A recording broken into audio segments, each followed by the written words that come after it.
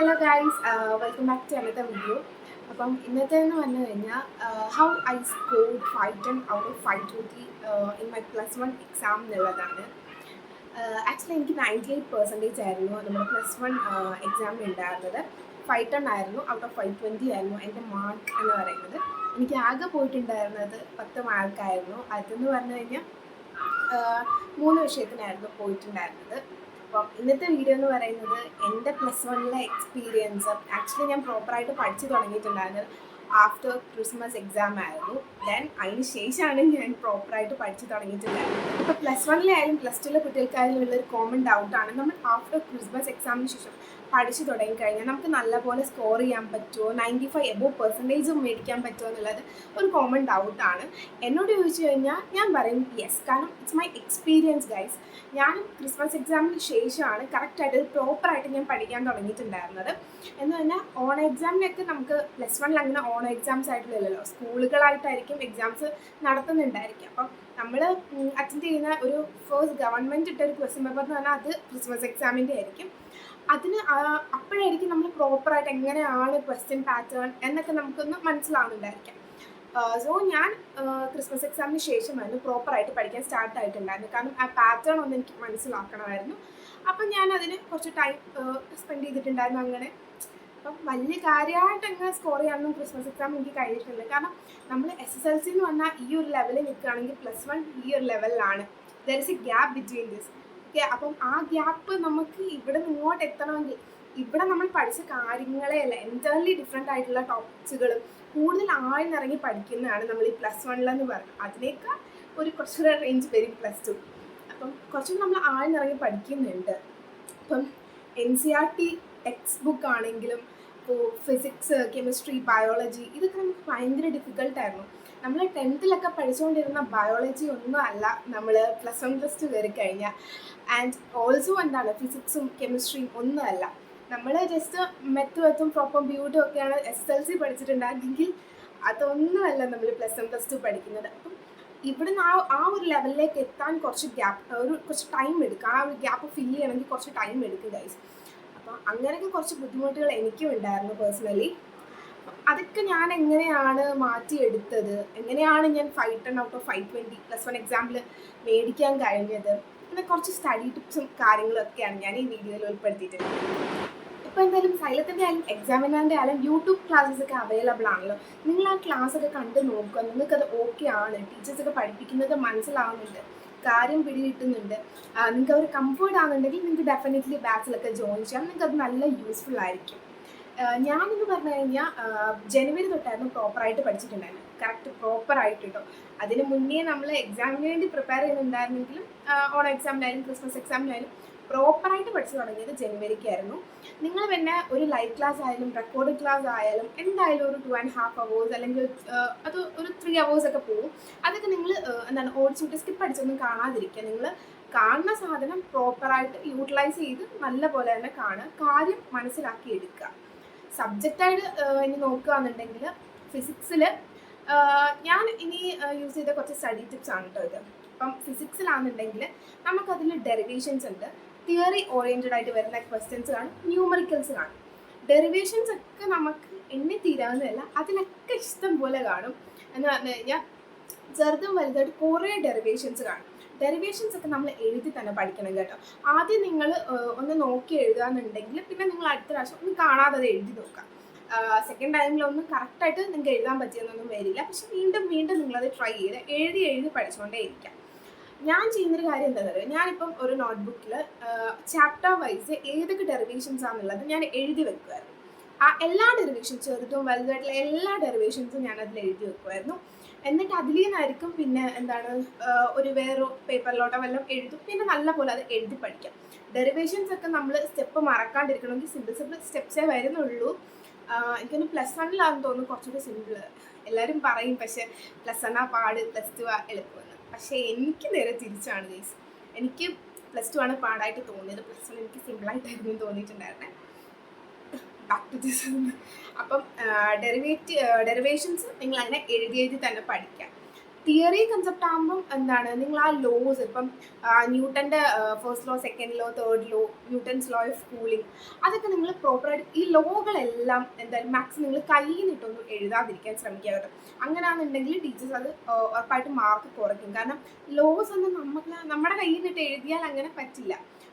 അതെന്തായാലും ആ ലോസൊക്കെ നിങ്ങൾ അങ്ങനെ തന്നെ പ്രോപ്പറായിട്ട് പഠിച്ചു പോവുക. പിന്നെ എന്താണ്, അതാണിപ്പം നിങ്ങൾക്ക് ഫിസിക്സ് എന്ന് പറഞ്ഞു കഴിഞ്ഞാൽ നല്ല കാര്യം മനസ്സിലാക്കി നമ്മുടെ ലൈഫോട്ട് കമ്പയർ ചെയ്ത് നല്ലപോലെ പഠിക്കാനായിട്ട് ഏറ്റവും ഹെൽപ്ഫുൾ ആയിട്ടുള്ളത് എനിക്ക് അലക്സാൻ്റെ ക്ലാസ് തന്നെ കേട്ടോ. സൈലത്തിൻ്റെ ഫിസിക്സ് ക്ലാസ് എന്ന് പറയുമ്പോൾ നമുക്ക് ആ തിയറി അല്ല കൺസെപ്റ്റ് മനസ്സിലാക്കി ക്വസ്റ്റിന് വേണ്ടി ആൻസർ ചെയ്യാൻ പറ്റും, ഡെഫിനറ്റ്ലി ആൻസർ ചെയ്യാൻ പറ്റും. പക്ഷെ ആ കൺസെപ്റ്റ് മനസ്സിലാക്കി ക്വസ്റ്റിന് വേണ്ടി പ്രിപ്പയർ ചെയ്യാൻ ഉള്ളതായിരുന്നു എനിക്ക് സൈലത്തിൽ ഫീൽ ചെയ്തിട്ടുണ്ടായിരുന്നു. പക്ഷെ എക്സാമിനറിൽ അലക്സ എന്ന് പറഞ്ഞാൽ നമ്മുടെ ലൈഫുമായിട്ട് അതിനെ എങ്ങനെ കമ്പയർ ചെയ്ത് അങ്ങനെ നമുക്ക് കുറച്ചുകൂടെ നല്ലതായിട്ട് ഫിസിക്സിൻ്റെ കാര്യത്തിൽ എനിക്ക് തോന്നിയിട്ടുണ്ട്, മനസ്സിലാവുന്ന പോലെ. പിന്നെ ന്യൂമറിക്കൽസിലോട്ട് വരികയാണെന്നുണ്ടെങ്കിൽ ഇപ്പോൾ നമുക്ക് ഈ ചെറിയ ചെറിയ ഇക്വേഷൻസ് ഒക്കെ കാണുമല്ലോ, അതൊക്കെ നിങ്ങൾ പഠിക്കാം. ന്യൂമറിക്കൽ ക്വസ്റ്റ്യൻസ് വരികയാണെന്നുണ്ടെങ്കിൽ ആദ്യം തന്നെ അതിൽ തന്നിട്ടുള്ള കാര്യങ്ങൾ എടുത്തെഴുതുക, അതിന് നമുക്ക് മാർക്ക് ഉള്ളതാണ്. അപ്പോൾ തന്നിട്ടുള്ള കാര്യങ്ങൾ എന്തൊക്കെയാണ് നിങ്ങൾ എടുത്തെഴുതുക.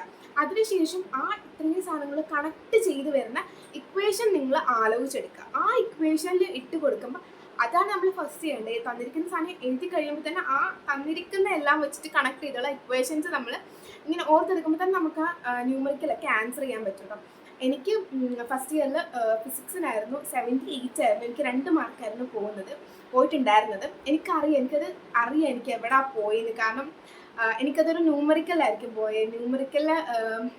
ഒരു ന്യൂമറിക്കൽ ഉണ്ടായിരുന്നു, അത് കറക്റ്റ് ഓർക്കുന്നില്ല. ന്യൂമറിക്കൽ പോയിട്ടുണ്ടെന്ന് എനിക്കറിയാം, കാരണം അതെനിക്കൊരു അശ്രദ്ധ പറ്റിയതായിരുന്നു. അതിൻ്റെ 1 മാർക്കായിരിക്കും പോയിട്ടുണ്ടാവും. പിന്നെ എനിക്ക് പോയിട്ടുണ്ടാവുക, എനിക്ക് ഒരെണ്ണം അറിയത്തില്ലായിരുന്നു ഗൈസ്. ന്യൂട്ടൻസ് ലോ ഓഫ് കൂളിൻ്റെ ഡ്രോബാക്ക് എഴുതാൻ ചോദിച്ചിട്ടുണ്ടായിരുന്നു, അതെനിക്ക് അറിയത്തില്ലായിരുന്നു, ഞാനത് പഠിച്ചിട്ടുണ്ടായിരുന്നില്ല. പക്ഷേ ഈ ഒരു ഫിസിക്സിന് എനിക്ക് 78 സ്കോർ ചെയ്യാൻ സാധിച്ചത് അലക്സാറിൻ്റെ 12 hours ലൈവ് എന്നും പറഞ്ഞ സാറ് ഒരു ക്ലാസ് എടുത്തിട്ടുണ്ടായിരുന്നു. ലൈവായിരുന്നു അത്, ലൈവ് ക്ലാസ് എടുത്തിട്ടുണ്ടായിരുന്നു. അതെൻ്റെ പൊന്നു അടിപൊളിയായിട്ട് കാര്യം പിടികിട്ടിയെന്ന് തന്നെ പറയാം. ആ ക്ലാസ്സിലാണ് ഗൈസ് ഞാൻ പ്രോപ്പറായിട്ട് ഫിസിക്സ് കംപ്ലീറ്റ് ആയിട്ട് പഠിച്ചെന്ന് പറയാൻ പറ്റുന്നത്. കാരണം അത് പഠിച്ചാൽ തന്നെ നമ്മൾ ബാക്കി പിന്നെ ഇരുന്ന് പഠിക്കേണ്ട ആവശ്യമെന്ന് എനിക്ക് തോന്നിയില്ല. ആ ലൈവ് ഒന്ന് അറ്റൻഡ് ചെയ്തപ്പോൾ തന്നെ കാര്യം എല്ലാം പിടികിട്ടുന്നുണ്ടായിരുന്നു. അതെന്ന് പറഞ്ഞു കഴിഞ്ഞാൽ ഞാനത് ഇപ്പോൾ +2 നമ്മളെ ലൈവ് കാണുമെന്നുള്ള പ്രതീക്ഷയിലാണ് ഗൈസ് ഞാനിരിക്കുന്നത്. കാരണം എനിക്ക് അത്രയ്ക്ക് യൂസ്ഫുൾ ആയിട്ടുള്ളൊരു ക്ലാസ് ആയിരുന്നു. 12 hours ലൈവ് 2 സാർ എടുത്തിട്ടുണ്ടായിരുന്നു. അത് ഞാനിരുന്ന് കണ്ടു. അതിൽ പക്ഷേ ഇതുണ്ടായിരുന്നു, ന്യൂട്ടൻസ് ലോ ഓഫ് കൂളിൻ്റെ ഡ്രോബാക്ക് അതിലുണ്ടായിരുന്നു. പക്ഷെ ഞാനത് ശ്രദ്ധിച്ചിട്ടുണ്ടായിരുന്നില്ല. അങ്ങനെയാണ് ഗൈസ് ഫിസിക്സിൻ്റെ കെമിസ്ട്രിയുടെ കാര്യം തന്നെയാണ് ഗൈസ്. ആ ഒരു എന്താണ് തിയറി കൺസെപ്റ്റ് ഒക്കെ നിങ്ങൾ അതേപോലെ തന്നെ ലോകളും കാര്യങ്ങളെല്ലാം അതേപോലെ പഠിക്കുക. മിക്ക ക്വസ്റ്റ്യൻസ് വരുന്നത് തിയറി ഓറിയൻറ്റഡ് ആയിരിക്കും കെമിസ്ട്രിയിൽ. പിന്നെ ആയിരിക്കും ന്യൂമറിക്കൽസ് ഒക്കെ ചോദിക്കുന്നുണ്ടായിരിക്കും. ന്യൂമറിക്കൽസ് ഫിസിക്സിൽ പറഞ്ഞ പോലെ തന്നിരിക്കുന്ന കാര്യങ്ങൾ നിങ്ങൾ ആദ്യം തന്നെ എഴുതുക. എന്നിട്ട് ആ തന്നിരിക്കുന്ന എല്ലാം കൂടെ കണക്ട് ചെയ്തിട്ടുള്ള ഇക്വേഷൻസ് ആലോചിച്ചെടുക്കുക. അതിൽ അപ്ലൈ ചെയ്ത് കൊടുക്കുമ്പോൾ തന്നെ നിങ്ങൾക്ക് കിട്ടും. നിങ്ങൾ നിങ്ങൾ പഠിച്ച ക്വസ്റ്റ്യൻസ് തന്നെ ചോദിക്കണമെന്ന് വെച്ചാൽ NCERT ക്വസ്റ്റ്യൻസ് നിങ്ങൾ ചെയ്ത് പഠിക്കണം കേട്ടോ. കാരണം NCERT ക്വസ്റ്റ്യൻസ് മിക്ക ക്വസ്റ്റ്യൻസും അതേപോലെ തന്നെ എക്സാമിന് ഇപ്പം ചോദിക്കുന്നുണ്ട്. പാറ്റേൺ ഒക്കെ നല്ലപോലെ മാറിയിട്ടുണ്ട്. അപ്പം ആ സെയിം എക്സാക്ട് ക്വസ്റ്റ്യൻസ് ഇപ്പം NCERT ടെക്സ്റ്റ് ബുക്കിൽ ചോദിക്കുന്നുണ്ട്. അത് എക്സാമ്പിൾ ഫിസിക്സിൽ നമുക്ക് NCERT ഡയറക്റ്റ് ആയിട്ടുള്ള കുറച്ച് ക്വസ്റ്റ്യൻസ് ഉണ്ടായിരുന്നു. അത് ക്രിസ്മസ് എക്സാമിനും +1 ചോദിച്ചിട്ടുണ്ടായിരുന്നു. അതേപോലെ തന്നെ ഫൈനൽ എക്സാമിനും ചോദിച്ചിട്ടുണ്ടായിരുന്നു. ക്രിസ്മസ് എക്സാമിന് ഞാനത് ചെയ്തിട്ടുണ്ടായിരുന്നില്ല.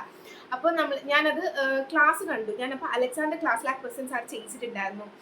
ക്രിസ്മസ് എക്സാമിന് ലൈവിലായിരുന്നു തോന്നുന്നു, എനിക്ക് കറക്റ്റായിട്ട് ഓർമ്മയില്ല.